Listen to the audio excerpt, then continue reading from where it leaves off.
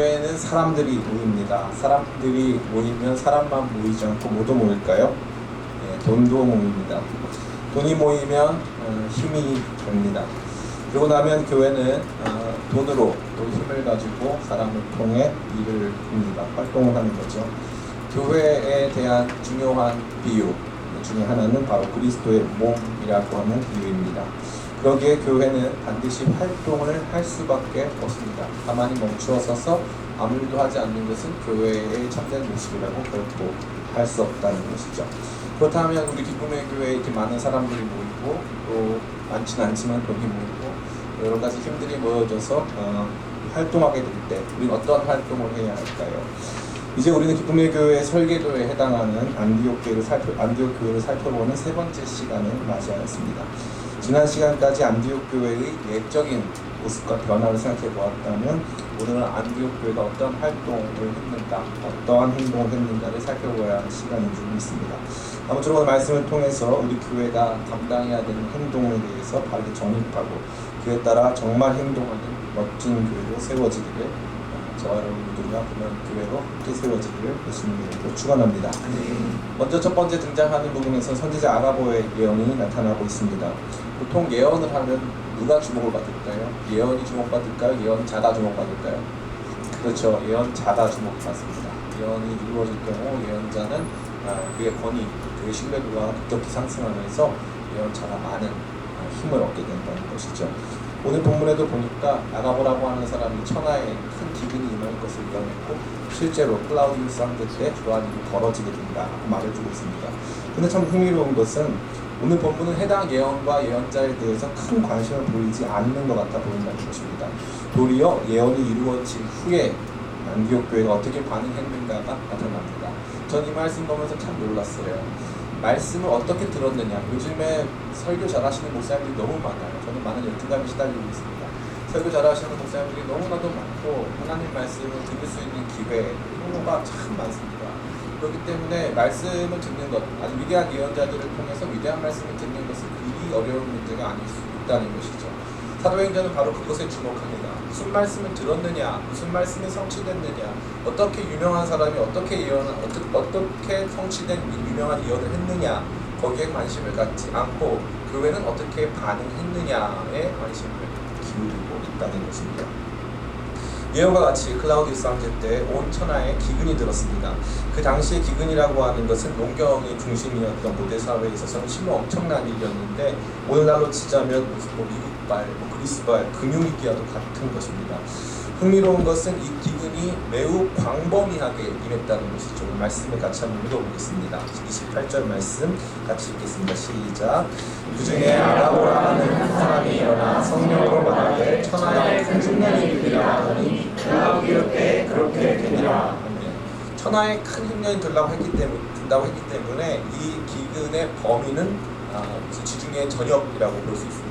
그 당시 고대 근동사회 전체가 이러한 기근에 영향을 받았다는 것이죠. 그러면 안디옥 교회 성도들도 영향을 받았을까요? 안 받았을까요? 그렇죠. 받았다는 것입니다. 안디옥 교회의 성도들이 영향받을 만한 충분히 광범위한 기근이었다는 사실이죠. 특별히 안디옥은 무역과 상업의 도시였기 때문에 경기 변화에 가장 민감하게 반응을 했을 것입니다. 그래서 많은 성도들의 소득이 줄고 살기가 힘들어졌을 것입니다. 그런데 이러한 상황에서 그들은 선지자 아가보의 예언이나 선지자 아가보의 사역에 주목하지 않고 자신들의 생활에도 천착하지 않았습니다. 야, 이거 보니까 예언 맞춘 거가 대단하다. 아가보 대단한 분이죠.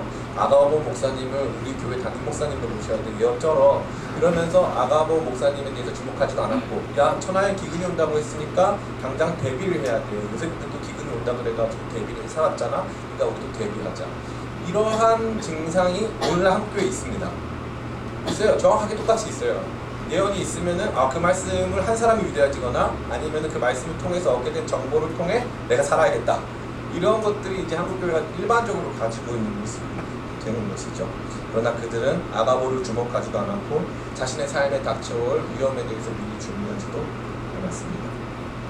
그들은 대신 무엇을 했습니까? 오히려 자기들보다 더욱 심각한 영향을 받고 있을 유대 교회를 생각했습니다. 그리고 그들을 돕기로 결정합니다. 여기서 우리가 주목해야 할 것은 그들은 자신들이 여유로운 가운데 헌금한 것이 결코 아니었다는 사실입니다.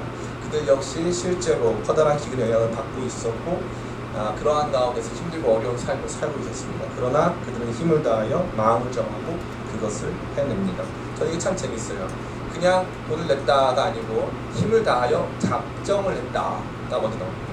그러니까 얼마 할지를 우리가 얼마 예물을 들여서 유대교회를 어떻게 도울지에 대해서 함께 고민했는데 그냥 작정한 게 아니고 힘을 다했다는 거예요. 나 어느 정도 먹고 살아야 되니까 이 정도 비싸 이런 생각 안 하고 어떻게 하면 할 수 있을까, 어떻게 하면 가장 많은 액수를 보낼 수 있을까에 대해서 고민하면서 최선을 다해서 작정을 했고 그 뒤에 보면 실행했다고 되어 있습니다. 헬라어로 보면은 사도행전은 그 이름이 이제 플락시스라고 해요. 플락시스 이렇게 하는데 그게 요즘에 말하면은 뭐냐면은 행동, 실천, 참여 이런 단어를 뜻합니다. 결국에는 어떻게 행동할 것이냐. 사도들 교회는 복음에 따라 어떻게 행동했느냐. 근데 여기 보니까 이 안디옥 교회가 실행했다고 되어 있어요. 그러면 이 실행은 무슨 실행이냐? 여기서 나타나는 실행은 헬라어로 포이에오라고 말합니다. 이거는 하다라는 뜻도 있는데 더 많은 말이 만들다라는 뜻이에요. 작정한 그 금액을 만들어 냈다는 거죠. 누가요? 성도들이 있다는 거예요. 안디옥 교회 성도들. 우리 유대에 있는 가난한 성도들을 돕자. 천하의 기근이 있는데 우리도 그 기근 속에 있지만 지금 우리가 중요한 문제가 아니라 더 큰 고난 속에 놓여져 있는 우리 형제들이 있다. 그래서 여기 보면 정확하게 형제라는 표현이 등장합니다. 29절 같이 한번 읽어볼까요? 시작. 제자들이 각각 힘대로 유대에 사는 형제들에게 부조를 보내기로 작정하고. 아멘. 그러면 이 형제들을 본 적이 있을까요? 없을까요? 없습니다. 이 형제들을 본 적이 없어요. 유대에 있는 형제가 누군지를 몰라요. 사도 바울에서 편지 보낼 때마다 다 설명을 해줍니다. 이 사람은 누구, 서로 인사를 나누고 본 적이 없어요.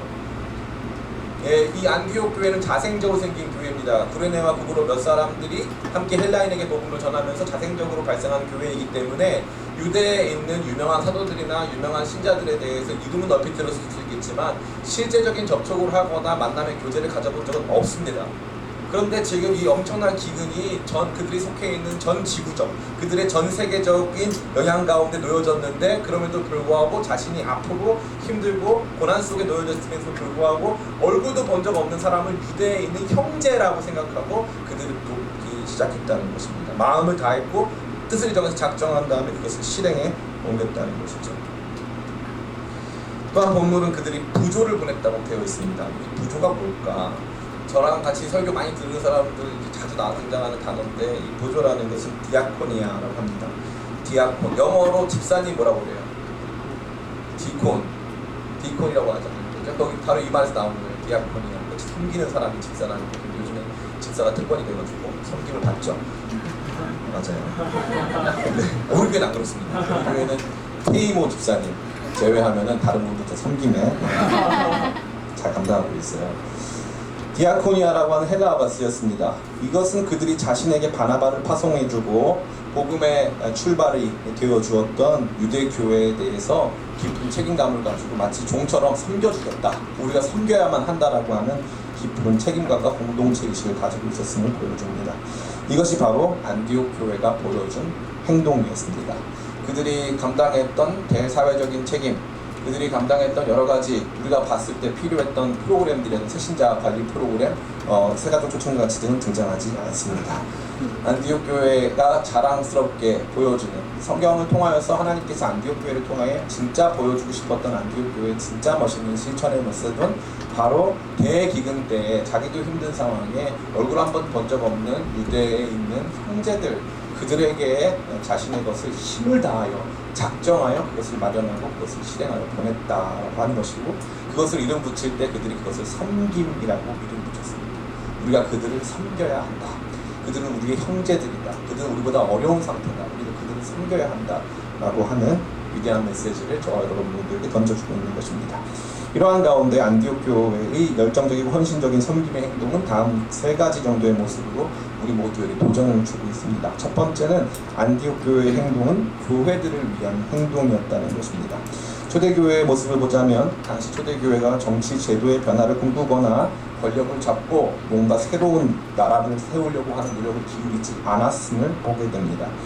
교회는 원래 그러한 모습이 아니었습니다. 교회가 노예 제도를 바꿨지만 초대교회 당시에는 노예 제도를 바꾸기 위해서 노예 제도를 개선하거나 혹은 타파하기 위한 그 어떠한 사회적, 제도적, 법적, 정치적 노력을 기울이지 않았다는 것입니다. 성경은 거기에 주목하지 않습니다. 이것이 매우 중요한 것이죠. 일반 사회의 문제나 인류애적 차원의 움직임보다는 일반적으로 현존하는 교회들을 위한 행동을 우선시한 것입니다. 저는 개인적으로 교회가 정당 활동의 주체가 되는 것에 대해서 부정적 인식을 가지고 있습니다.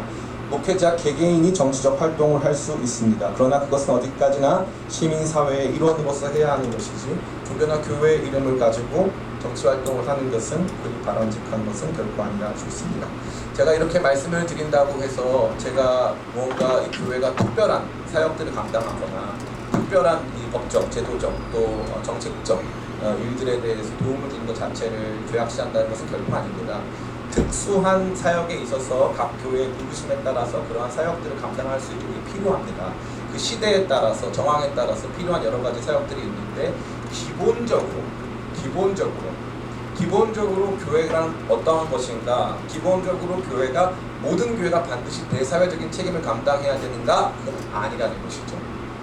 각 교회가 그러한 책임을 질 수 있고 필요한 부분에서 감당할 수 있습니다. 예를 들자면 지금 신림동 지역에 가면은 베이비박스를 운영하는 교회가 있어요. 그 교회는 잘못된 걸까요? 그렇지 않습니다. 그런 일을 감당하는 교회들도 있어야 한다는 거죠. 제가 아는 어떤 교회는 대한학교법을 위반하기 위해서 그것을 끊임없이 연구하고 국회에 가서 그런 것들을 계속적으로 이렇게 발표하고 하는 일들을 감당합니다.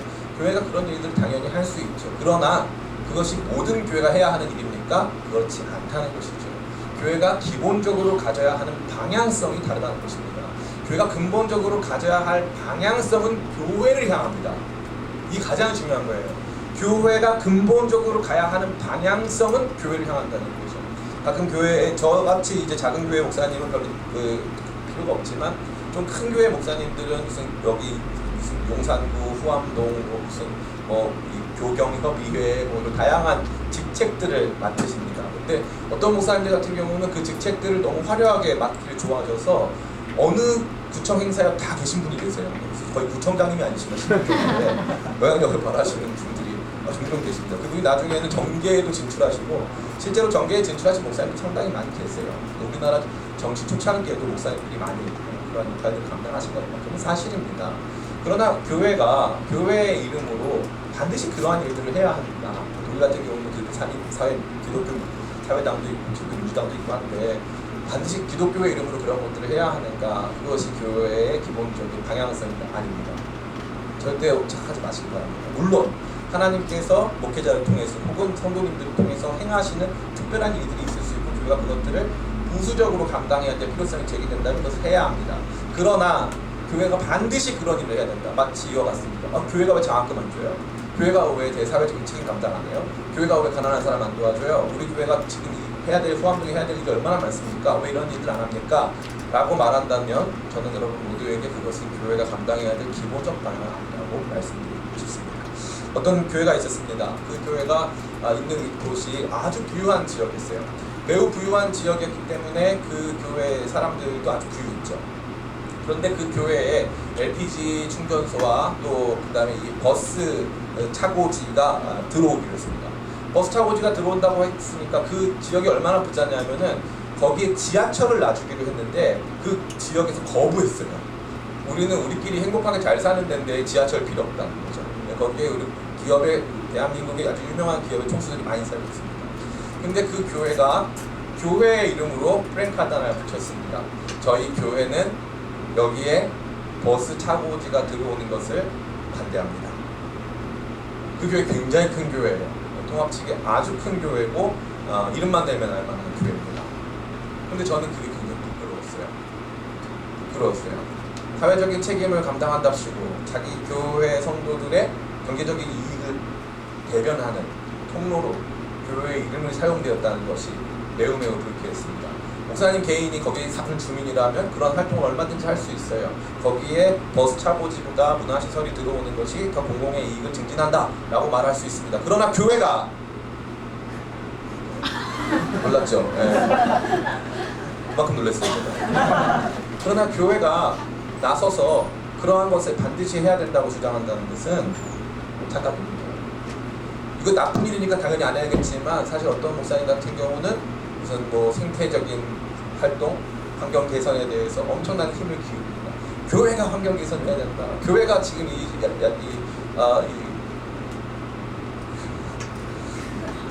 진보정당 혹은 보수정당의 집권을 막아야 된다. 교회가 어느 교회가 그랬나요? 성경에 어느 교회가 보수정당의 집권을 막고 장파정당의 집권을 막아왔던가요? 성경에 어느 교회가 그러한 일들을 감당했습니까? 그런 분들이 대부분 인용하는 것이 뭐냐면 구약 성경이에요. 정의를 하수와 같이 막다. 그러면 그 법, 구약 성경의 법은 누구의 법입니까? 이스라엘, 하나님 나라 공동체의 법 아닙니까? 하나님 나라 공동체의 일원된 저와 여러분 모두가 각자가 우리가 속한 자리에서 그런 일을 할 수는 있어요. 그러나 그럼에도 불구하고 선한 영향력을 행하는 것과 우리가 실제로 정치활동에 참여해서 정책을 만들어내고 교회의 이름으로, 기독교의 이름으로 제도를 변화시키고 정권을 바꿔내는 그러한 일들만이 가치 있는 것이다. 교회는 반드시 이것을 해야 된다. 성경은 그 어디에도 그런 말을 기록한 적이 없습니다. 단순히 너무 논리적 비약을 통해서 성경의 정신이 이러하니 마땅히 모든 사람들이 그 정신을 따라야 한다고 생각하지 마시고 구체적으로 성경의 정신이 교회 안에 어떻게 점진적으로 성취되어 이루어져 왔는가를 깊이 묵상하게 되신 간절히 축복합니다. 그러한 가운데 구원받은 한 개인이 하나님 주신 거룩한 사명감을 가지고 내가 속한 자리에서 하나님 나라를 선포하며 내가 속한 자리에서 내가 선생님이라면 아이들에게 바른 교육을, 내가 정치가라면 바른 정책과 바른 법률들을, 내가 사법기관에 속해서 재판을 하거나 검사가 될 경우에는 정말 하나의 흔들림 없이 올바르고 바른 처신들을 할 수 있어야 되는 것이지, 교회와 기독교 전체가 무언가 세상을 바꾸기 위한 정치적 권력 투쟁의 일원이 된다는 것은 전혀 기독교적이지 않다는 것입니다.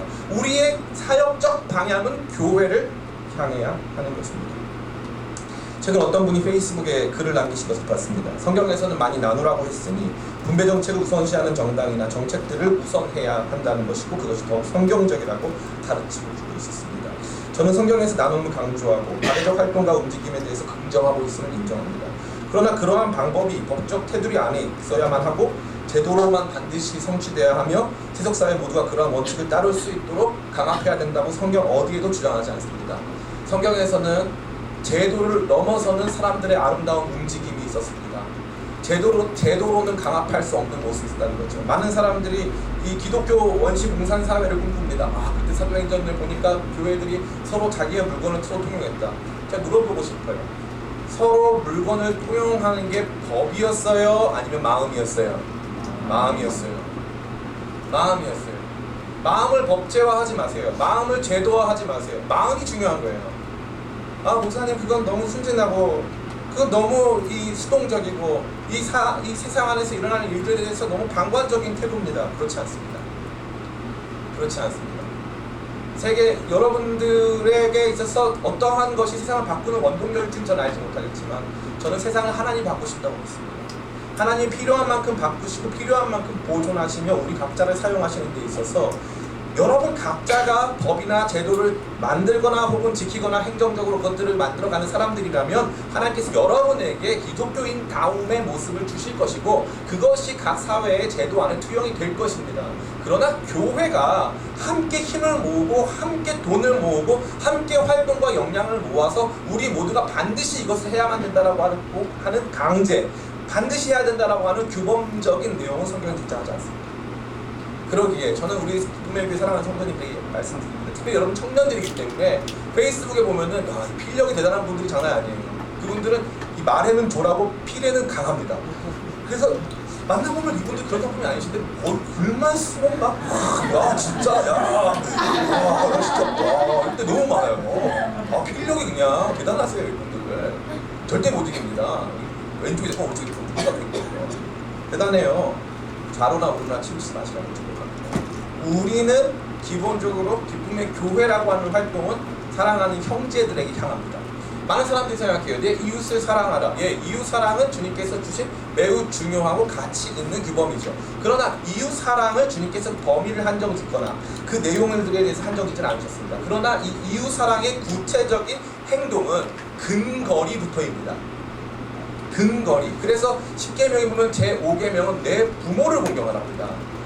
부모라고 하는 이웃의 우리가 만날 수 있는 첫 번째 이웃이 특정 지어지고, 부모를 향한 이 공경, 부모를 향한 이웃 사랑에 대한 표현이 나타나지 않을 경우 그 뒤에 등장하는 내용 역시도 무색해지는 만큼 주님께서는 근거리적으로 이웃을 사랑할 것을 말씀하십니다. 그렇기 때문에 성경에 나타나는 많은 교회들이 단순히 원수 사랑 혹은 로마 군병 사랑, 이렇게 이방인들 사랑, 그런 사랑을 넘어서서 구체적인 사랑의 실천을 할 때는 언제나 형제 사랑이었습니다.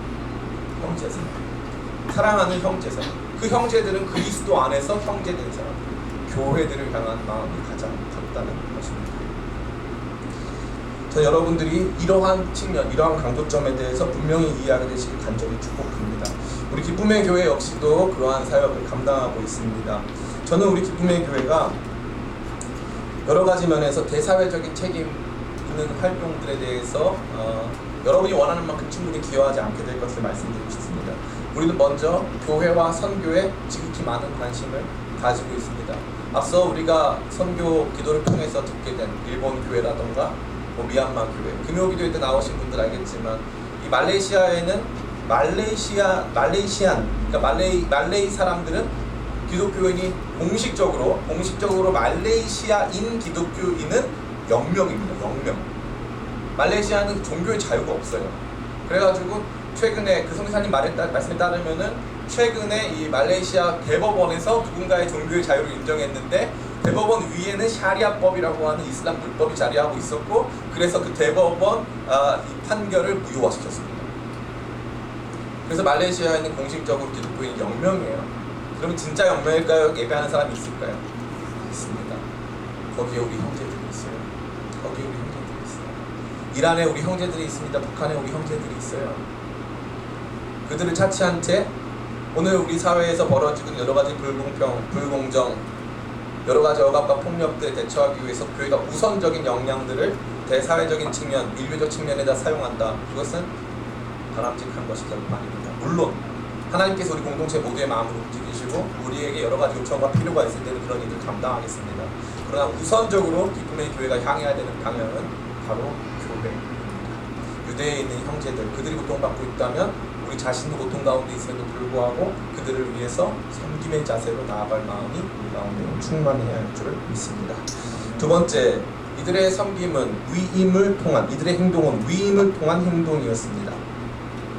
이들 각자가 여기에 있는 성도들, 안디옥 교회 성도들이 자기가 힘을 다해서 작정을 한 다음에 자신들의 이름으로 이것을 기부하는 활동을 하지 않았다는 것입니다. 그들은 대표자들을 정하여 그들에게 위임했고 그 모든 것들은 교회의 이름으로 진행되었습니다. 우리 같이 한번 말씀을 읽어보겠습니다. 30절 말씀입니다. 시작. 이를 실행하여 바나바와 사울의 손으로 장로들에게 보내니라. 아멘. 여기 흥미로운 지점은 바로 바나바와 사울의 손으로 장로들에게. 이것은 이 보내는 사람과 받는 사람이 매우 분명하게 등장하고 있습니다. 교회 그쪽 받는 쪽에서는 반드시 장로가 받아야 되는 것이고, 이것을 전달하는 측에서는 바나바, 담임 목사와 성경교사, 대표하는 성경교사인 사울이 함께 가서 이것들을 했다는 것이죠. 몇 년 전이었습니다. 어느 교회에서 헌금 없는 주의를 실시한 적이 있습니다. 저는 그것에 대해서 다소간의 우려를 표명한 바가 있습니다. 헌금 없는 주의를 통해서 그날은 교회에 헌금하지 말고 성도들이 각자 사회적 약자에 대한 도움을 주고 그로 인하여 기독교 전체의 이미지를 제고할 수 있는 계기를 마련하자 하는 차원에서 이러한 좋은 일을 할 수 있습니다. 그러나 저는 한편으로 이것이 위험하다라고 생각했습니다. 그것은 무엇일까요?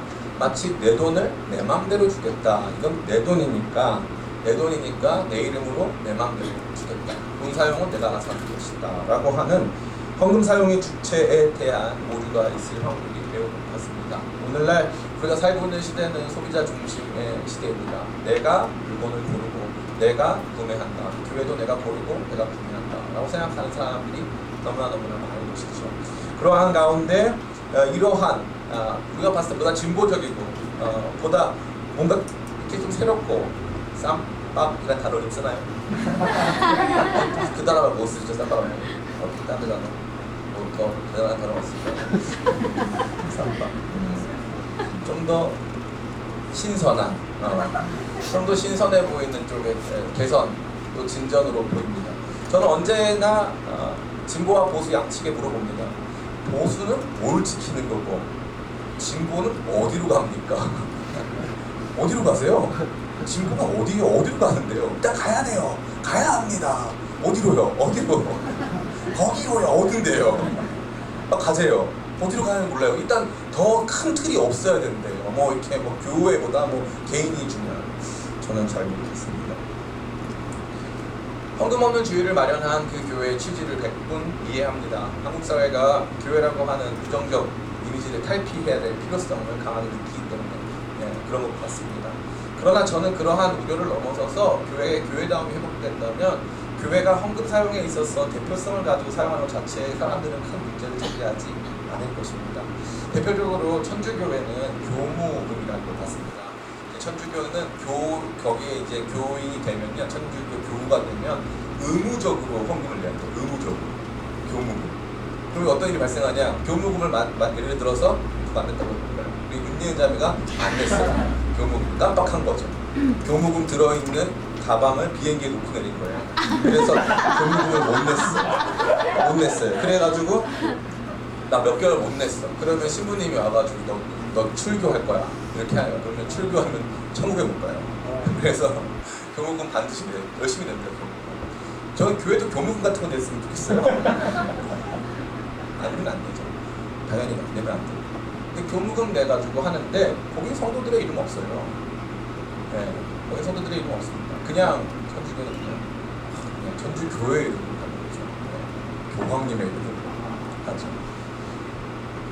교회는요, 정직하고 투명하게만 하면, 깨끗하게만 하면 교회라는 이름 자체가 브랜드 가치가 아주 넘쳐요.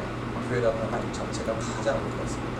근데 오늘날 많은 사람들이 그러한 대표성, 위임과 책임, 위임을 받았기 때문에 나는 책임을 다한다 라고 하는 이 거룩한 위임과 책임의 관계를 제대로 이해하지 못해서 위임을 하려고 하지 않고 위임 받은 사람은 책임을 다하지 않고 오히려 권리에 민감합니다.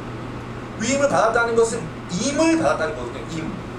소임을 다할 수 있는 무언가 책무를 부과받았다는 건데 이 책무가 아니라 권리에 민감해지는 거예요. 내가 그 업무를 관장하는 사람이야가 아주 민감해지는 거예요. 그러니까 사람들이 이 대표성의 원리 자체에 대해서 부정적인 인식을 갖고 있습니다. 그러나 교회는요, 교회의 이름으로 이 일들을 감당해야 하는 것입니다.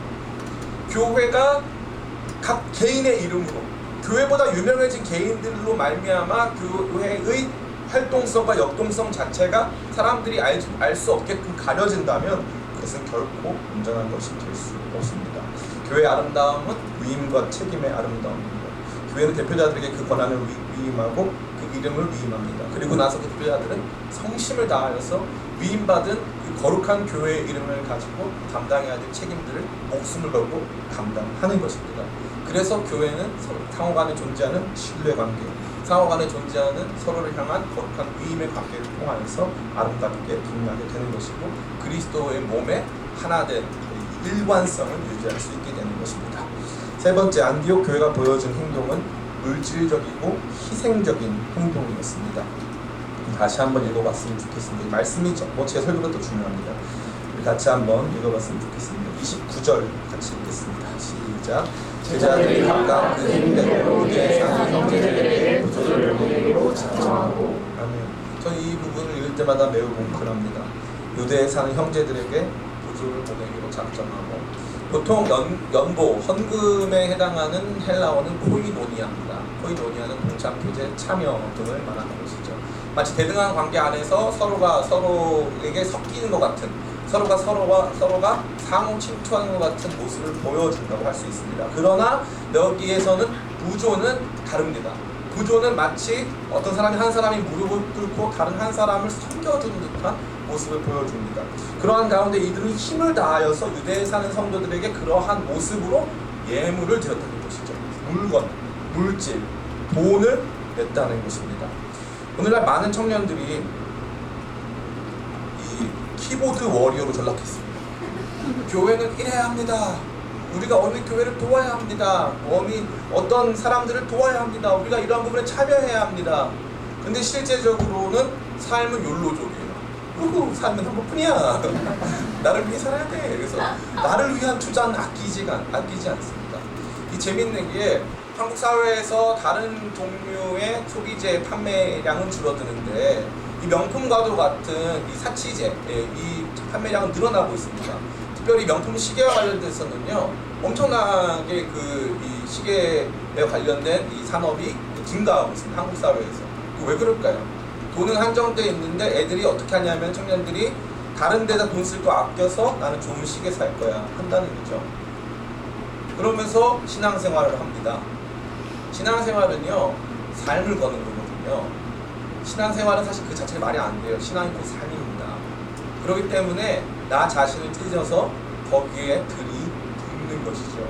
물질을 내어놓고 희생하고 섬기는 과정이 없다면 그것은 참 교회의 모습이 결코 아닐 것입니다. 우리 기쁨의 교회는 2015년부터 선교헌금을 작정해서 냈습니다. 2015년 당시는 우리 교회가 개척할 당시였어요. 개척 당시에 우리 교회는 많이 어려웠습니다. 목사님 사례비도 제대로 드리지 못하는 그런 상황이었죠. 처음에는 70만 원씩 받았나 그랬던 것 같아요. 목사님 두 분, 저랑 우리 두 목사님. 그렇게 하면서 조금씩 이제 늘어나게 됐는데 지금도 아마 여러분들보다 저보다 많이 버는 분이 많이 계실 것 같아요. 어려운 상황이었습니다. 교회가 갚아야 될 부채도 지금 있어요. 현재도. 그럼에도 불구하고 우리 교회가 절대 포기하지 않는 한 가지가 있는데 그것은 선교헌금입니다. 선교헌금은 완전히 구별합니다. 교회가 아무리 힘들어도 선교헌금은 건드리지 않습니다. 우리 교회가 선교헌금 증가율이 굉장히 높습니다. 최근에는 우리 교회 감사한 것은 우리 교회가 가난하니까 어떤 교회에서 예수 스멜 교회에서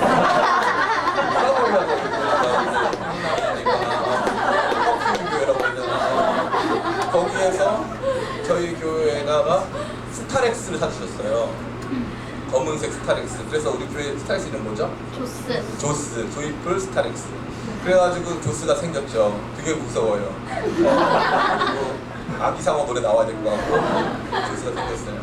조스가 생겨가지고 이제 너무 기쁜 나머지 제가 우리도 차가 있으니까 그때 하필이면 우리 미얀마 공사님 오셔서 미얀마에 차가 필요하다고 하셔가지고 우리 선교헌금 들어온 중에서 500만 원을 거의 교회에 보냈어요. 제가 그거 보낼 때 기분이 너무너무 좋았어요.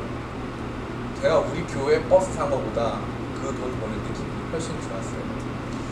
우리 교회 좀 어렵죠. 그리고 보시면 알겠지만 지금도 자리가 좁고 성가대, 아까 저 성가대한테 맞는 줄 알았어요. 때리는 줄 알았어요. 찬양의 은혜로 때리더라고요. 그게 너무 좁죠. 아침에 마이크 시스템이 좋지가 않았어요. 마지막 설교자가 조합현 변호사님이었거든요. 그 뒤에 늘 이런 현상이 발생하는데 마지막 설교자 이후에 보면 또 이런 문제가 발생해요. 그래서 설교 자주 안 하기 때문에 그래서 정말 불에 좀 어떤 마이크에다가 불을 붙이는 것 같은 진짜 여러 가지 열악한 게 많죠. 우리도 그거면 할 수 있는 게 얼마나 많습니까? 근데 그 양보 안 해요. 우리 그런 거 양보 안 합니다. 할 수 있으면 최선을 다해서 좋을 거예요. 무슨 일이 있어도 우리에게 주신 나라들, 우리와 함께 연합된 그 국가들, 그 교회들, 우리가 끝까지 섬길 겁니다. 그래서 우리는 교회들을 늘리는 데는 큰 관심은 없어요. 왜냐하면 우리가 할 수 있는 지금 맥시멈을 하고 있기 때문에. 대신에 우리와 함께하는 교회들에게 우리 생명을 주고 싶어요. 우리 교회와 함께 살자고. 우리도 어렵지만 우리 어려운 거 신경 쓰고 하면 아무 일도 못해요. 교회의 가치와 아름다움은 교회가 얼만큼 우리 자신을 찢느냐에 있는 거예요.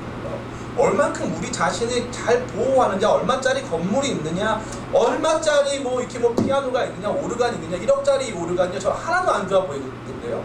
1억짜리 왜 진심이 지금 됐나? 그랬나? 저도 몰랐나요? 저 자신은? 막상 좋았던 건가? 그런 거였었나? 그런 건 아니었을 텐데. 저는 1억짜리 오르간 이런 거는 전혀 관심 없습니다. 전혀 관심 없어요. 저는 우리 교회의 가치는 거기 있지 않다고 믿어요. 우리 교회는 찢어야 돼요. 우리 살을 찢어야 돼요. 조금 고통스러울 만큼. 헌금은 그냥 하는 게 아니에요. 고통스러울 만큼 하는 거예요. 고통스럽게. 왜냐하면 그 일이 가치 있기 때문에. 가치 있기 때문에 열정적으로 하는 거예요. 저 여기 보면 얼마나 멋있어요. 안디옥에 있는 사람들은 주로 직업이, 물론 거기 사회 하층인들도 많았어요. 그러나 대부분의 사람, 만약 돈 좀 있는 성도들이라면 안디옥에 사는 사람, 국제도시 안디옥 이러면 무역과 상업 종사자들이에요. 무역과 상업 종사자들은 돈을 좋아합니다. 돈을 잘 알아요. 부자들은요, 돈을 좋아하고 돈을 잘하는 사람들이에요. 근데 그 사람들, 부자들이 헌금 많이 할까요? 적게 할까요? 부자들이 헌금 많이 못합니다. 돈을 너무 좋아하기 때문에. 쉽지가 않아요. 헌금 많이 한다는 게. 그런데 재밌는 건 이 사람들이 힘을 다했다고 했어요. 힘을 다해서, 최선을 다해서 예물을 드렸어요. 안디옥 교회를 위해서 했어요? 아니요. 유대에 있는 얼굴 한번 본 적 없는 사람들을 위해서 했어요. 그게 진짜 교회의 모습인 것이죠. 오늘 말씀을 마칩니다. 기쁨의 교회가 어떠한 교회의 모습으로 행동해야겠습니까? 기쁨의 교회에 축적된 이렇게 좋은 사람들, 우리 교회 좋은 사람들이 너무 많아요. 담임 목사들도 못해서 감추지 않을래. 어차피 다 저거든요. 담임 목사를 비롯해서 얼마나 좋은 사람들이 많아요. 진짜 우리 교회 좋은 사람들이 얼마나 많습니까? 예, 그런데 우리 교회가 그럼 할 수 있는 일도 많죠. 우리 교회에 조금씩 사람들이 더 많아질 거예요. 우리 교회 더 많이 부흥할 겁니다. 우리 교회 돈도 많아지겠죠. 근데 이 정신을 잊으면 안 돼요. 교회는 행동합니다. 교회는 행동해요. 교회는 운동을 해요. 교회는 활동을 합니다. 교회는 가만히 있질 않아요. 교회는 반드시 무언가를 소비합니다. 에너지를 축적시키고만 있지 않아요. 에너지를 사용합니다. 그게 교회의 참다운 모습인 것이죠. 그 에너지를 사용할 때 방향이 있어요. 교회는 교회를 위해서. 교회는 교회를 위해서입니다. 지금 숨죽여 울고 있는 열방에 속한 수많은 형제 자매된 교회들을 위해서, 그 교회들이 복음으로 그 교회들이 씨름하고 있는 내용은 단순히 정치적이거나 뭐 사회적이거나 이런 계층적인 그런 문제가 아니에요. 그 교회들은 지금 복음을 위해서 씨름하고 있고 복음 때문에 힘든 상태 속에 놓여져 있습니다. 그 교회들을 향해서 우리가 할 수 있는 행동들을 감당해야 될 줄을 믿습니다. 저는 그것이 단순히 여러분 개개인을 통해서 일어나지 않는다고 믿습니다. 여러분도 그 꿈을 꾸셔야 돼요.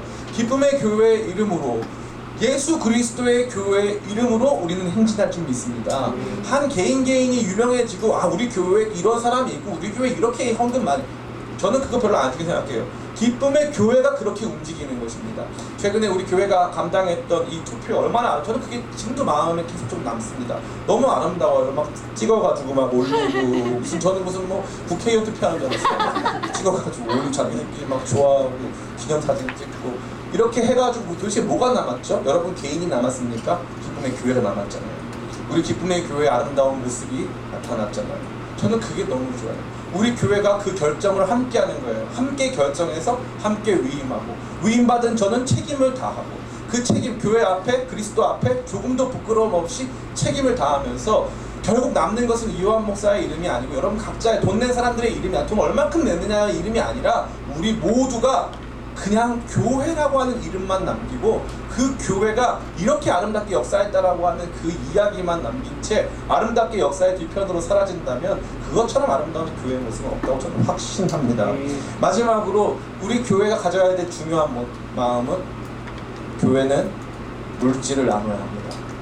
물질을 나눠야 돼요. 제가 제일 힘들어하는 말이 뭐냐면, 기쁨의 교회는 청년들 많아서 헌금 많이 안 들어오죠. 그 말이 힘든 이유는 사실이기 때문에. 근데 저는 거기 굴복하지 않아요.